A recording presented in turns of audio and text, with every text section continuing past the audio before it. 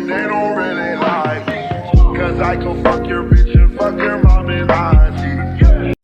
Shit. Whether it's a cringy breakup album, an album so bad no one knows how it was even released, or simply a mediocre album that caused fans to switch up, the music industry is a very fickle place. No artist really knows what the outcome of releasing an album could be. Best case scenario, it goes #1 and you gain tons of fans, but today we're going to be looking at the worst case. We're going to be looking into artists that ruined their career after dropping just one album. First, I just want to say a couple things. One, this video was inspired by Jamari's video about Chance the Rapper, who of course is the perfect example of this, so you know I had to include him in this one as well. So shout out to Jamari for the video idea. And two, not necessarily everyone on this list ruined their careers. I think every artist in general has a chance to make a comeback, but in this video specifically we're going to be looking at a few different cases, like people who ruined their reputations, people who tremendously lowered their expectations from fans, or people who just straight up ruined their careers. So even if these artists do have a handful of monthly listeners or they're rich and set for life, these are some artists that drop some stinkers that will forever stain their careers. So make sure to keep that in mind while watching, and let's continue with the video.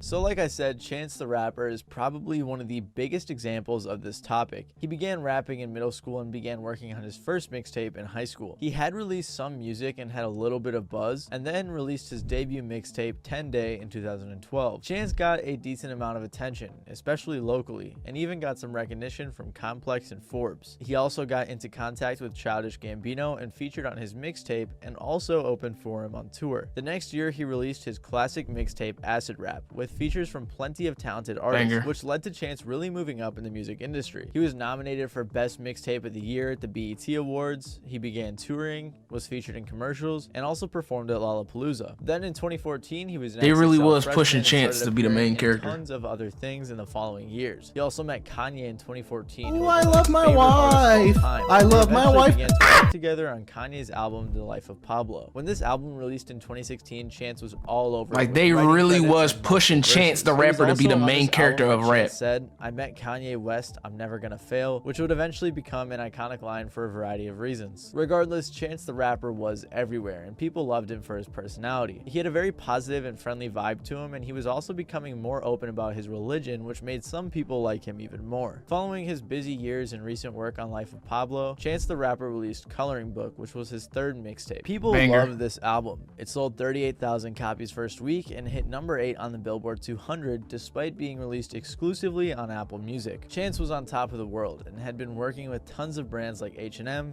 Nestle, and more. He threw a festival in Chicago and went on tour following his mixtape. In 2017, Chance performed at the Grammys, was nominated for 7, and won 3 Grammy Awards. He headlined an event at the Obama Foundation and was in a Super Bowl commercial for Doritos. He also teased a collab with Kanye, but unfortunately that never ended up happening. Chance the Rapper was on his way to becoming a certified A-list celebrity. But then, on July 6th of 2019, he released his debut album, The Big Day. Nearly a decade into his career, Chance the Rapper released his debut studio album. Why did he drop this? Dedicated to his wife, Kirsten Corley. The Big Day was heavily influenced by his marriage that had happened in March of that year, and it wasn't really received too poorly by critics, but the internet absolutely should have kept that in the dress. I'm sure you guys all remember this meme. I love my wife. I love my wife. With my wife. My wife's real young, my wife's real small. Let's go to the beach and play with a beach ball.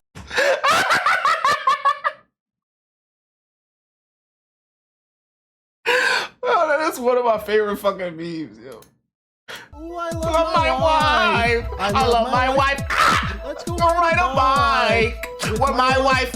My wife's real young, my wife's real small. Let's go to the beach and play with a beach ball. Praise Jesus God and my wife. Let's go to the beach and ride a bike. This actually yo, that is crazy, dog. Meme explaining the whole situation. Genius also even made a video describing every single time Chance mentioned his wife on this album. Chance was clowned all over the internet for this for a very long time to come, and as I'm sure many of you know, it's really hard to break out of the meme status. My God, if someone makes you into a meme, it will likely follow you around for your entire career. And I do do feel bad for Chance because I honestly didn't think the album was that bad, but I also enjoy pretty much anything with a melody and a rhythm, so maybe I'm not the best critic. Regardless, following the release of this album, his career took a turn for the worse. Chance was arguing back and forth with fans on Twitter who were critiquing his album. He was arguing back and forth with one guy for a little bit, constantly getting ratioed in the process. Some people even thought he was hacked because it was so irregular for him to act like Personally, that. I didn't think it was the worst fucking thing in the world. Speculated was low ticket. But this shit was just boring. That album was extremely boring. And he did just have a second kid. But because there were BOGO sales going for tickets and the tour had been like, bro, we get it. Too surprising if ticket sales Trust me. Great. However, we get it because you told us for 5 songs straight, and we got 10 more to go. Fired his manager, Pat. This shit is boring. Even more recently, Pat filed a lawsuit against him. The lawsuit was mostly about money that Pat was owed. However, he also mentioned the big day. Pat said that Chance was ignoring his advice about the album and even blamed him for poor reception and poor ticket sales, which confirms the theory that he canceled his tour because of poor ticket sales. On top of all of that, he was recently seen dancing with some random girls, which had people questioning how he can make an entire album about his wife and then do that. Regardless, Chance's situation is very unfortunate because he is very talented. Since the Big Day incident in 2019, he hasn't released an album, and he has released. He's been dropping some fire singles though. Of fans, but he really hurt his career after that album. Robin Thicke is an artist that fell off. Yeah, Robin Thicke got the fuck out of here. Watching the video when I was in like Robin Thicke got the fuck out of here, yo. Robin Thicke was born into a family already in the industry, with his mom being Gloria Loring. Bro started hosting Masked Singer, being Alan Thicke, an actor. Robin also did a little bit of acting as he grew up. However, he eventually took an interest in music. He made a group called As One and recorded a demo tape with his group. Somehow, the R&B singer Brian McKnight got a hold of his demo tape and began to work with Robin. Anyways, after working with Brian McKnight for a while, he was able to make more connections that led to him signing with Interscope Records at the age of only 16. Robin was first able to work his way into the industry by writing and producing songs for other artists. But then in 1999, at the age of 22, he began making his first album. He released a song called When I Get You Alone, which even reached the charts across the world, which is pretty impressive for a first song. Following that success, he released his album A Beautiful World, which didn't do super well, especially when you put it next to his debut single, but by 2012 it did sell about 120,000 copies. And while, like I said, the album didn't perform super well, a lot of people in the music industry were actually able to find out about Robin because of this album, and they thought he was pretty talented. One of those people was Pharrell, who produced his next single, Wanna Love You Girl. Then he released his next album, The Evolution of Robin Thicke, in 2006, which even featured Lil Wayne. Along with that album came the song Lost Without You, which was the first Robin Thicke song I heard, and that's probably the only Robin Thicke song I like. And was growing his fan base. Lost Without You, kind of a banger. March 26 of 2013, when Robin Thicke released a song Blurred Lines with T.I. and Pharrell. Blurred Lines was getting on my fucking nerves. That shit was so overplayed. As I'm sure you all know, I just kept hearing that shit over and over and over and over and over again everywhere. It was also the 13th biggest song of the 2010s. He released his album Blurred Lines a few months later, and it sold 177,000 copies. But all of that success was not without controversy. Robin took the brunt of the criticism for the lyrics, although they were mostly written by Pharrell, because many people thought this song was promoting culture, with the phrase blurred lines referring to issues of consent. However, Pharrell has said that he was referring to being rejected. The music video and song were also under fire for being misogynistic. Regardless, the song was a huge success, and it brought Robin to a whole nother level that he would never see again. Also, in August of 2013, during the MTV Video Music Awards, Robin performed Blurred Lines with Miley Cyrus, which resulted in another huge controversy, her little with people unseasoned raunchy or chickened ass and other things along those lines. It was actually the most tweeted about event ever, with 360,000 tweets about it per minute, which is absolutely insane. Regardless, it was an event that would foreshadow the downfall of Robin Thicke's career. Following the VMAs, pictures of Robin grabbing some girl's butt circulated the internet, which was a big deal because he was married to the actress slash model booty. Like, right, she was wildin'. Years. She helped him write songs, was in his music videos, and was on the cover for one of his albums. They were both very public and very close, but on February 4th of 2014, Paula Patton and Robin Thicke divorced. This was the inspiration for Robin's next album called Paula, which was an album all about his ex-wife that was released in 2014. It was made in just a month, and it shows. With songs like You're Snore. My Fantasy, Get Her Back, Still Madly Crazy, Love Can Grow Back, and Too Little Too Late, it's pretty obvious what the album is about. On Get Her Back, Robin expresses his regrets in his relationship, and on Little Too Late, he does the same thing. The video for Get Her Back was even weirder, with text messages flashing with things like, "We had everything. Why? I can't make love to you anymore. I wrote a whole album about you." To which she responds, "I don't care." He became so fucking corny. Basically just a really cringy album about He became corny as shit. The music itself wasn't terrible, but the lyrics and the overall message were pretty rough. One critic even called it one of the creepiest albums ever made. He would even say things like "help me get her back" while performing his songs live. It was really just a very pathetic album that came off as weird. This album sold 24,000 copies in the US, which is crazy in comparison to his previous 177,000. And what's even worse is it sold 550 copies in Canada, 530 copies in the UK, and 54 copies in Australia. Oh my god. Yo. 54 copies. That's not short for 1,000 either. Those are triple digit numbers right there. Robin himself did say that he regrets releasing the album commercially because it was so personal, and Paula has never commented on it. I feel like when you do albums like that, the same with Chance when he did the album for his wife. When you do specific albums like that, that type of shit shouldn't even be released to the public. That should just be a project that you just worked on personally and you should keep in the drafts. Nobody want to hear that shit. We don't care. Following Paula, Robin didn't release an album until 2021, about 7 years later. Also, I want to give a shout out to Todd in the Shadows. I found him while making this video, and he did a much more in-depth video on this subject. He has a series called Train Records where he covers albums that were just train wrecks. So it's pretty interesting. He makes really good videos, and I just found him recently, so I want to share his channel with you guys. Yeah, he's really entertaining, much more in depth. I'll leave a link below. Yeah, they did Roddy Ricch dirty because his album wasn't even that bad. Who I definitely think could make a comeback. His album wasn't even that bad. Everybody just started dicky and heavy as fuck. They did Roddy Ricch dirty as shit. On a very steep decline. He began making music when everybody was mad just because it wasn't another antisocial. Feed the Streets in 2017. It had a handful of popular songs that caught the attention of many artists like Mustard, Meek Mill, Nipsey Hussle, and 03 Greedo. These connections were instrumental in helping his career grow. Following that project, he released an EP called Before the Fame, and also performed at a Nipsey Hussle concert in LA. That same year, he began the rollout for his next mixtape, Feed the Streets 2, with the release of the single Die Young. This song would become Roddy's breakout hit, helping him blow up and carve out a lane for himself, and also get the attention of other artists. He performed with Meek Mill, featured on his album alongside Future and Young Thug, and then he released Feed the Streets 2. It peaked at 67 on the Billboard 200. In 2019, he featured on Nipsey Hussle's song Racks in the Middle, which led to him getting a Grammy for Best Rap Performance. He featured on a remix of Post Malone's Wow, and then was on the song Ballin' with Mustard, a song from Mustard's album Perfect 10. This song was a huge success, and this is how I personally found Roddy, because that was a really good song. The album itself is certified gold, so it definitely helped Roddy get some exposure. Then in late 2019, with all of his buzz and industry connections,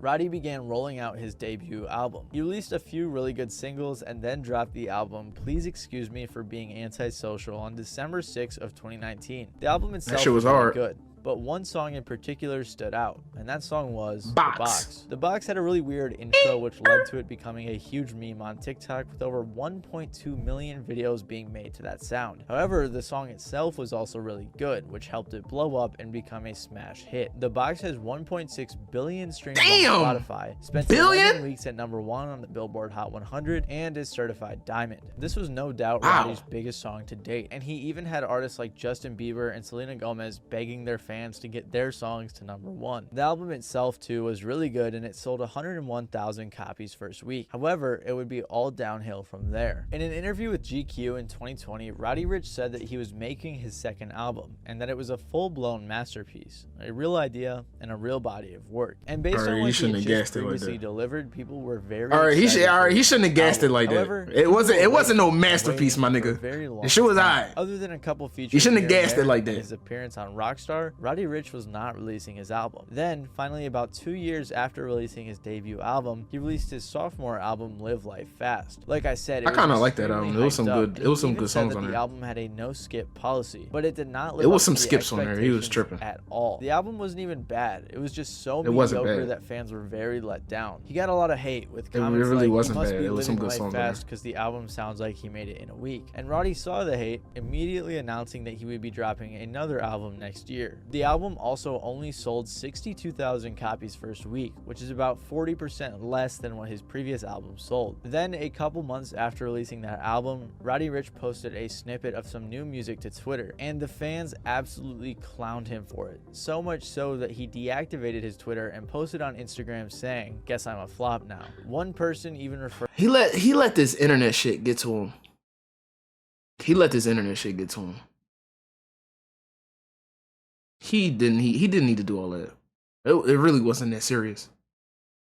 to it as the Chance the Rapper-ification of Roddy Ricch. And while that's a terrible phrase, it is true. Because like I said, once you become a meme or start getting clowned on, it's really hard to break out of that. However, Roddy did later do an interview with DJ Academics in which he gave other reasons as for why he left the internet. Don't tell me you letting these niggas get to you. Hell nah. You gotta understand, before the fame, I wasn't an Instagram nigga.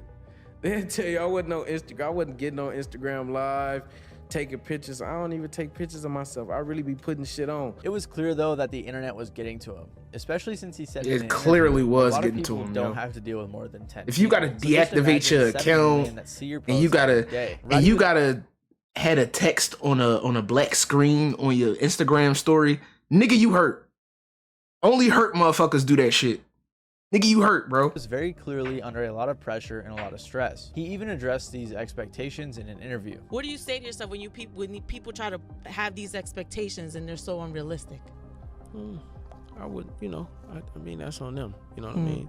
I feel like I've just been having a great career in rap. You know what I'm saying? Every album is not gonna be the greatest album to ever live. And, we gotta be okay with that. Then about a year after dropping his previous album, Roddy released But you shouldn't have been gassing it like that, though. 3, which only sold 38,000 copies first week. So it's obvious ever since releasing Live Life Fast paired with the whole Twitter snippet incident thing, Roddy's career has been on a decline. And it is very unfortunate because he is a very talented artist. But like the interview from earlier alluded to, he has really high expectations following his debut album Antisocial because it was a really good album. So it is unfortunate, but I think Roddy could easily come back if he just drops an album that's on par. He just with need to or take his better time, than dog. Antisocial. He's rushing his shit. Like, bro, just stop and take your time. Chill. Career in a previous video, but he had a catastrophic fall off after releasing his debut album. YB and Namir had a crazy fall off. Namir and his friends met on Xbox and formed a collective called YBN and started making music together. He started releasing music solo and with YBN members in 2015 and continued releasing music from there. He was just making music. I'm kind of glad Corday got out of there. High school he had a chance. He released a couple of mixtapes in 2016 and 2017. All of his music was made with just a blue snowball microphone in his bedroom, so it was clear he wasn't super serious. The blue Namir snowball was young, days. still in high school and having fun with his music when he released the song Rubbing Off the Paint. The song began to get shit was a attention, banger. and then Worldstar reached out to him to post the song, so they posted it on their channel and it went mega viral. Rubbing Off the Paint was a huge hit. It hit 46 on the Billboard Hot 100, went 2 times platinum, and became a classic song from the SoundCloud era. To this day, Rubbing Off the Paint is one of his biggest songs. He continued releasing music like Bounce Out With That, The Race Remix, and more that helped him grow steadily as they were fairly good. He followed up his massive success with YBN The Mixtape, a mixtape featuring himself and the other YBN members. His success helped put other people like Almighty J and Corday on the map as well. This mixtape featured artists like Gucci Mane, MGK, Lil Skies, Wiz Khalifa, Chris Brown, and more. They were clearly blowing up and becoming much more successful. By this point, Namir had also signed with Atlantic Records and was also featured by XXL in their 2018 freshman class, which was a lot more relevant back then. Speaking of XXL, I've been thinking of covering their decline and how they're kind of not as relevant as they used to be. So let me know in the comments if you think that's interesting. If it's not, I won't do it, but Hey, If it is, I will. I'll watch Anyways, it. Namir was in a really good spot, but hadn't been releasing much solo music other than a few features here and there. He released Two-Seater with G-Eazy and Offset, which had some decent success, and the song Opstoppa, which didn't really blow up until it hit TikTok, which then led to a remix featuring 21 Savage. But other than that, fans were waiting for his debut album. However, he wasn't releasing anything, so like I said with the fast food thing, he was falling into irrelevancy. Then finally, about 4 years after coming out with Rubbing Off the Paint, he released his debut album Visionland. This album was not good, and also featured a song called Soul Train that turned him into a Yo, they were memeing the fuck out of this song, and they still do till this day. Why did he put this song out? huge meme. Like we discussed with Roddy Ricch and Chance the Rapper, that is the last thing you want to happen to you in the music industry, especially if you don't have the music to back it up. On top of that, Visionland sold 4,000 copies, which also added to how much people were making fun of him on the internet. The music quality wasn't there, he waited 4 years to drop, and he was turned into a meme. He kept digging a deeper hole for himself over the years as he was doing cringy dances, arguing with fans, begging No Jumper to not post memes of him, and he even mentioned starting an OnlyFans. YB and Namir had become the laughing stock of the rap community. To be fair to Namir, there were some issues with his label that we don't know too much about. However, he has tweeted a few times about how much he hated his label and how he couldn't wait to get out of his deal with Atlantic. So it's very possible that the label was delaying the release of his album, or maybe they put it on the back burner, or maybe they even had a hand in the creative decisions. Regardless, after releasing Visionland, like I said, I'm glad Corday got the fuck out of there when he did. Anyways, thank you guys for watching. I hope you enjoyed. If you did, please make sure to leave a like down below. Because Almighty J ain't doing no fucking better herself. See you guys next week.